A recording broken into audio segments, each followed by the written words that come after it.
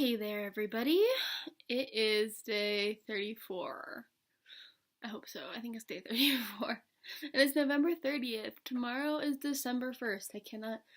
I really just can't believe it. It is December almost.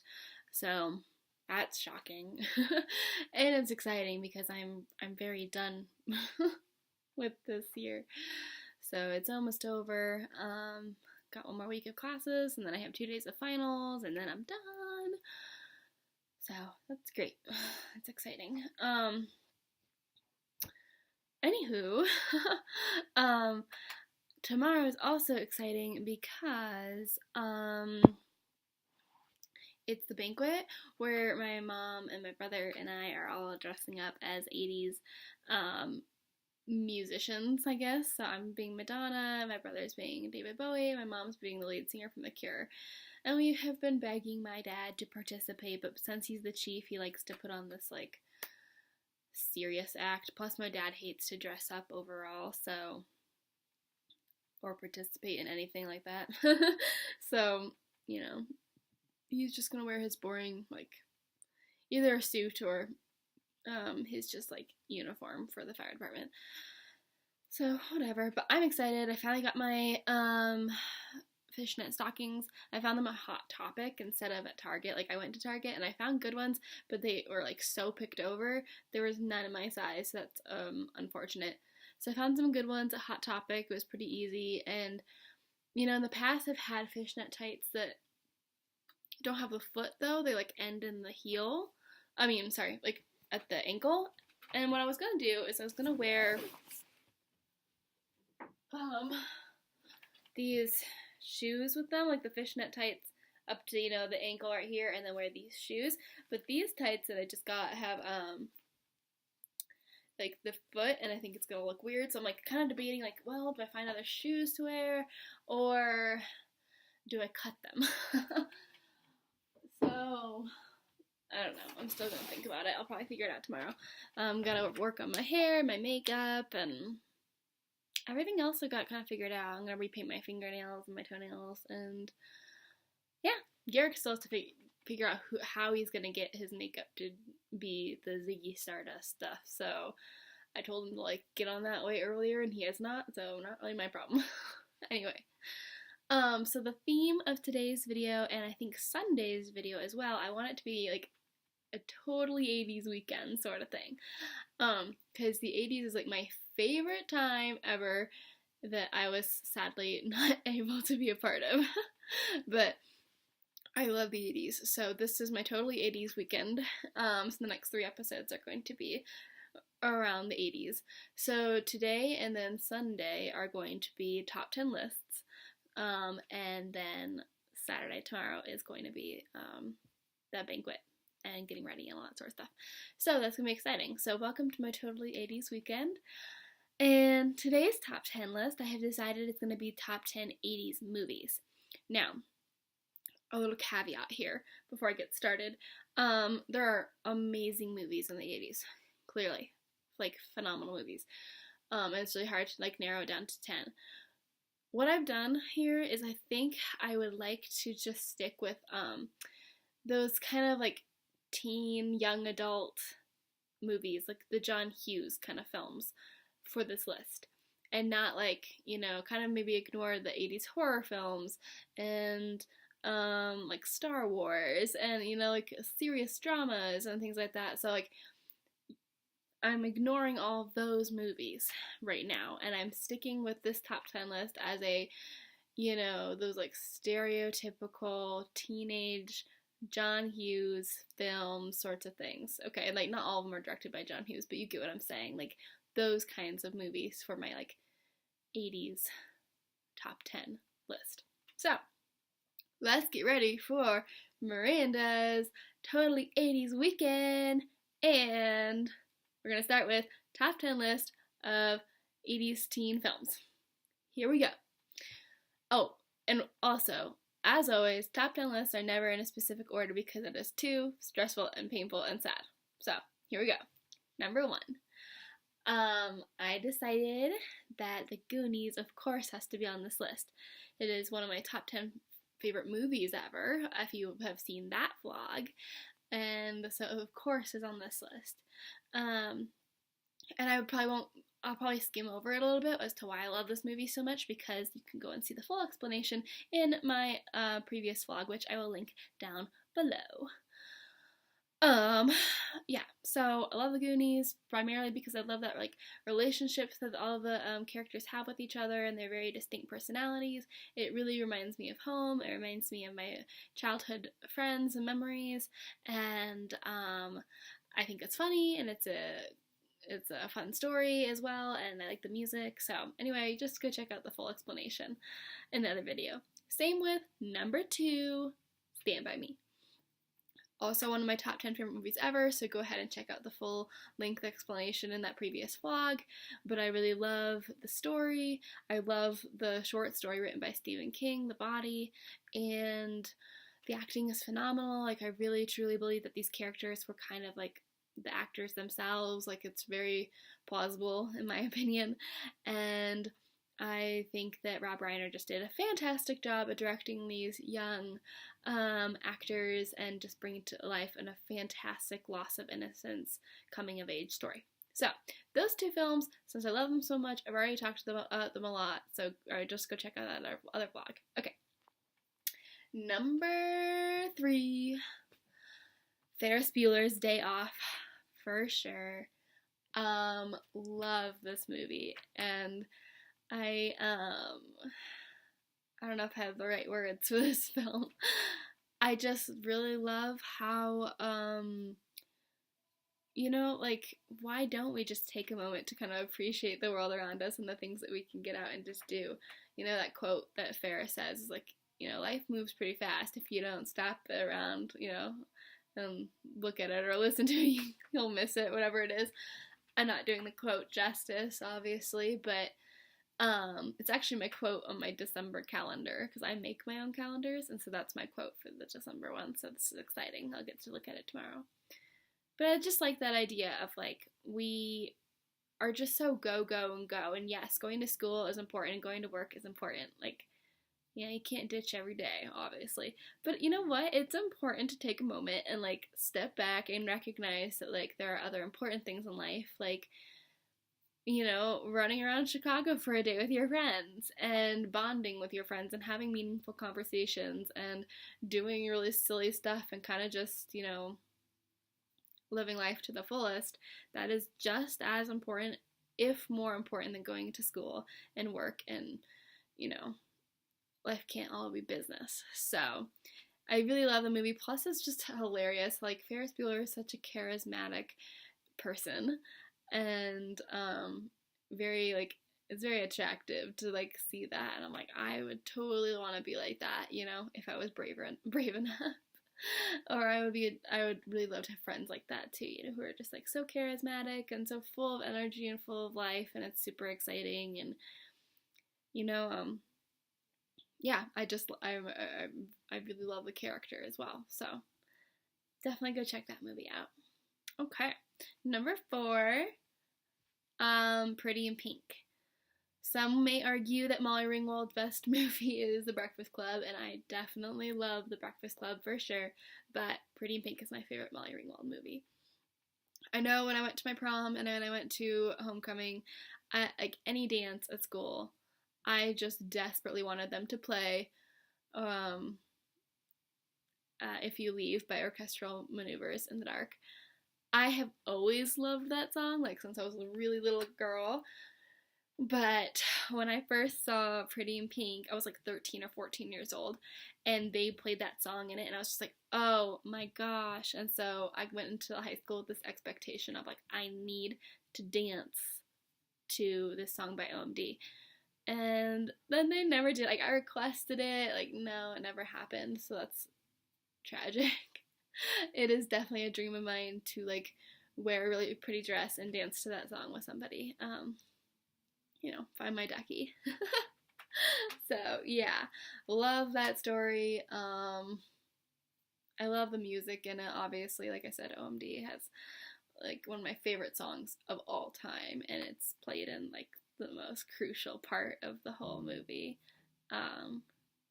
And the fashion is super cool. I just love like what Andy does with her clothes, and I like how she kind of doesn't, she like takes risks, you know, she just takes the moment and like, I'm gonna like design my own clothes, and I'm gonna be original, and I'm going to, you know, not care what other people think, although that's really hard because she is being judged for like her socioeconomic status, which I think is such an interesting thing because it comes up a lot in the 80s. Like, you want to have the clothes that like cost the most, and you want to, you know, like, money was a big thing, and if you spent more, like, you were like way more popular, which is interesting because now I think that's opposite. Like, I got my prom dress on a big sale and it was $10, and I definitely bragged about that to a lot of people. I was like, my prom dress was $10, and I was like, oh, lucky, I just spent like $300 on mine.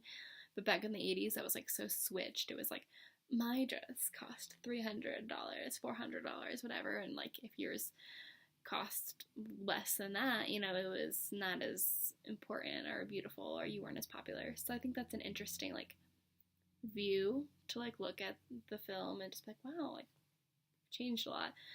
I think popularity has definitely changed a lot since the 80s. I never really felt like there was a popular group in our school, although I'm sure that I'm wrong, but it didn't really seem like there were cliques ever in our school, and that there wasn't popular people. Like, we just all hung out together, and that also could just be my school. We were pretty cool. We were pretty like advanced, I would say.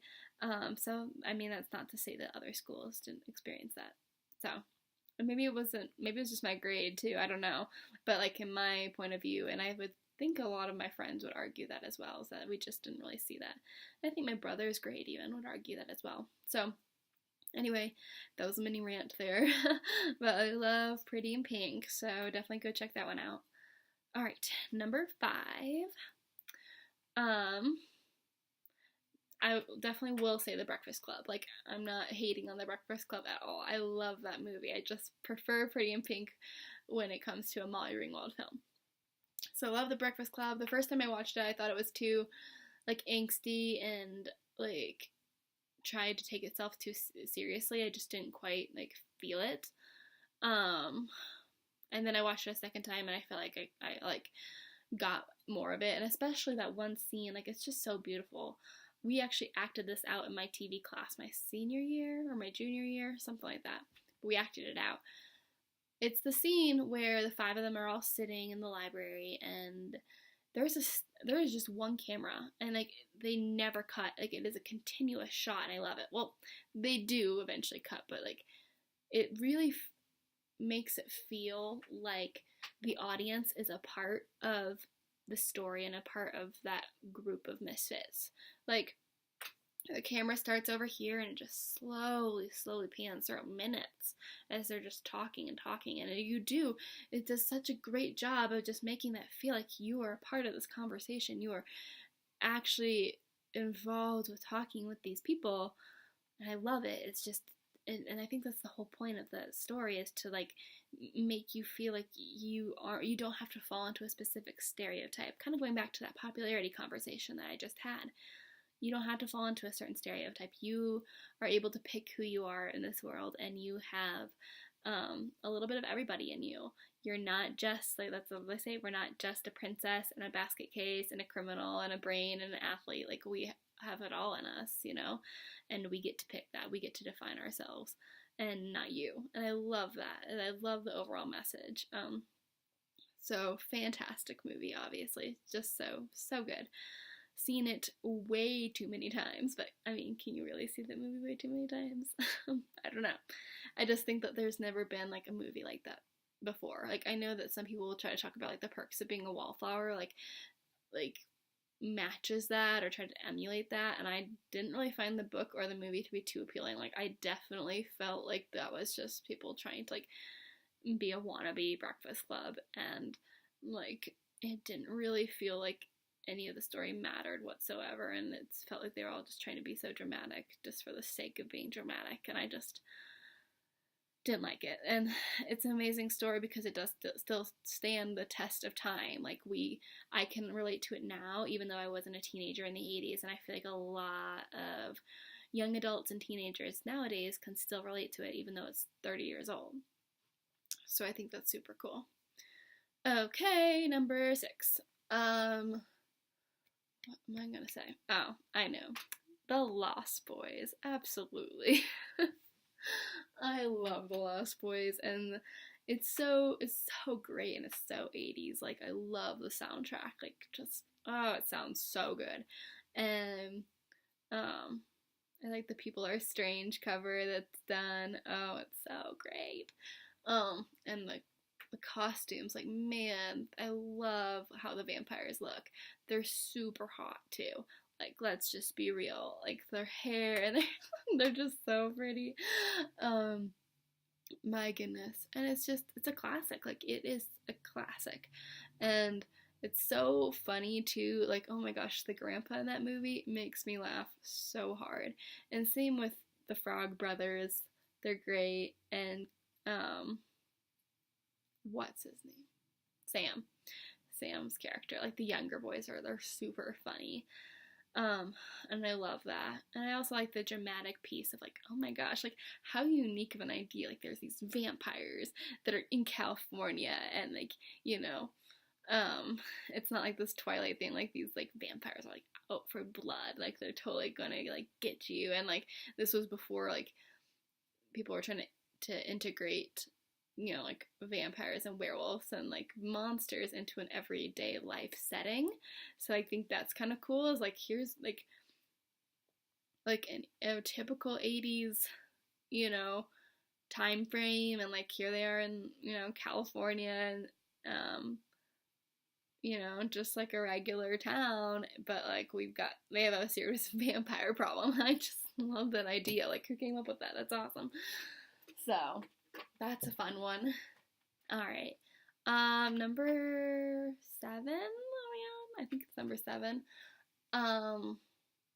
Say Heathers for sure. Love Heathers. If you haven't seen it, it is the original version of Mean Girls, basically, and it's way darker. And sometimes it's scary how dark it is, because it does, you know, portray mass, like, well, I won't spoil anything, but there is lots of violence, obviously, and murders and mass, you know, destruction, and it's kind of scary how this happened in the 80s before, like, all these school shootings started to occur. I'm not saying that there weren't school shootings before, but, like, you know, now you hear about one every few weeks, which is tragic and really sad, and I'm not going to go into that because that's not the topic of this, but it's just kind of frightening how, like, Heathers had this, like, you know, very real and raw way of portraying a very troubled teen. And he, unfortunately, nowadays, if this came out, like, I don't think people would be super thrilled, because this is just a reality now. But aside from that, like, you laugh and you kind of feel bad because it's, like, dark. But it's a dark comedy. It's a black comedy for sure. And it's good. Like, I really love the characters. Like, you know, Heather Chandler is a bitch. You know what I mean? Like, and especially when you're watching, I mean, Mean Girls is still such a fantastic movie. It's really fun, but it's very different, you know, and, like, but it's the same. It's different, but the same. And the way they copied it, they made it much more humorous, but, like, man, like, you know, like, you could still like Regina George, but, like, when you look at Heather Chandler, like, I mean, the best thing that you can say about her is she knows what she wants. She's assertive, that's for sure. But she's a bitch, you know, 100%. And I do like just watching Winona Ryder as Veronica, and just, like, man, she is so good in that movie. Side note, I have my dad's high school friend, her ex-husband, his cousin's Winona Ryder, so she's definitely been in her house before, and I'm like, oh my god, like, please introduce me, like, please, please, please. They, like, came out to visit us a couple years ago, and she was taking their daughter to go and see Winona Ryder right after they came to see us, and I was like, can I come? Please, please. Love Winona Ryder. She was one of my first, like, favorite actresses when I was, like, 10, like, so, like, 10 years ago. Like, now everyone has a thing for her because of Stranger Things, but, yeah, I was an original fan of Winona Ryder, like, because of Heathers and because of Beetlejuice and what else? Edward Scissorhands, Little Women. Oh my goodness. Yes, please. Oh, and Mermaids. She's great in that movie too. She's just, and Lucas. She's great overall. She's so great. Anyway, yes, Heathers is a fantastic movie, and it's definitely an interesting way of like looking at popularity, looking at relationships between people. Once again, that popularity piece is so huge back then. Looking at mental health and suicide in the media, and mass shootings, and how we try to conform to people, manipulation. It's just, oh my gosh, like you could just write essays on all of those topics regarding this movie. It's so well done. And if you watch the movie and then you go online, look up the original ending for it, and I don't know if the movie would have been as popular if they went with the original ending, because the movie's already twisted, but this is very twisted, a very twisted ending. But anyway, fantastic. Plus, it's so feminist. Like, Veronica and Ethan, all three of the Heathers, like, they're strong, badass women, for sure, so that's super cool, obviously. Anyway, I've never seen the musical. I know it's a hit, but I'm too in love and obsessed with the movie to, like, get into the musical. Yeah, and I know everyone has a thing for Christian Slater, but I actually didn't find, he's so creepy in the movie, but, like, I didn't find him super attractive. But my good friend Kyla, like, my gosh, when I showed her Heathers for the first time, she was in love with JD. Holy crap, like, and every time we watch it together, she's just like, JD. So that's funny. Alright, what else here? Number 8, right? 8? I think so. If I'm wrong, I'm wrong. Oh well. Yeah, number 8, Lucas. Love that movie. Another Winona Ryder movie, like I said. It's got a lot of famous people. It might have been one of the very first movies that Corey Haim, I never know how to pronounce his name, Corey Haim or Haim, I don't know. Corey Haim was in it. And that was, I think, when he met Corey Feldman, and they became the two Coreys, and the two Coreys started like lots of movies together. Not Lucas, but they met at the audition for Lucas, so that's a fun fact. And then they were like in The Lost Boys together, and they were in some other films together. But Lucas is good. I just really like that character. Like, his character is so funny and awkward and dorky, and he just fawns over Carrie Green's character. Just loves her. Oh my gosh. And yeah, then Winona Ryder's in it, Charlie Sheen's in it, so there's like lots of interesting people in it. And I don't know, it's just I think it's sweet. I think it's a sweet story, and how he just loves Carrie Green's character so much, and how much he just wants to, be with her, and like understanding like what it means to be like in a romantic relationship versus being a friend, and like how he doesn't have to change who he is, but like also like he learns a lot about himself, and I think everybody else learns a lot about like accepting people, which I think is a valuable lesson overall. And it's cute and it's funny. It's a funny movie. So, as are most of these. Most of these movies are funny, and I like that. So, they're good movies. I feel like anytime I turn on one of these films, I feel like I'm home. Like, I feel like, although I've never met any of these people, I feel like I'm very connected to them in an interesting way. So, there's that. I remember watching most of these movies on repeat when I was in the dorms and just feeling so alone and so sad. And, like, I needed a friend, and they were there. So, it's great. Okay, number 9. I would have to say Adventures in Babysitting. I love that movie. As a babysitter, I can't fully relate because that movie is over the top ridiculous, but I enjoyed the aspect of like, oh yeah, like the craziness that can ensue, and I think it's a fun movie. Like, it's very entertaining. And I just like how it so easily spirals out of control. Like, I knew I was gonna love this movie after like the first like 2 minutes because of that like dancing to "And Then He Kissed Me." That like whole sequence is so fun. And I love Elizabeth Shue's like skirt that she's got going on. Like, it's so cute. And anyway, I don't have a lot like of deep thoughts about that movie because it's fun. It's just a fun movie. So anyway, it's a good one. All right. Finally, number 10. You know, I think I have a two-way tie, and I'm gonna allow it. So you get a bonus movie in there. Say Anything. I know a lot of people didn't like this movie. Oh, maybe it's just my mom, but like my mom didn't like this movie very much, but my dad likes it. Um, I like the simplicity of it. There's not much there's not like a huge plot. It's just the summer after they graduate, and they are these two kind of unlikely people are trying to figure out like, are they in love? Are they gonna work out together? Like, I feel like I can really relate to Ione Sky's character, just because like, you know, I think she kind of did everything that she was told to do. Like, she volunteered in the nursing home. She was the perfect daughter. She studied so hard. She got like the perfect GPA, but at what cost? Like, here she is. She's got this fellowship in like England, and she's gonna leave, but she had no friends hardly, and everyone was kind of just shocked that she showed up to that like graduation party. Like, oh, like I never talked to you in high school. You seem so nice, and you're so pretty, and you're so smart.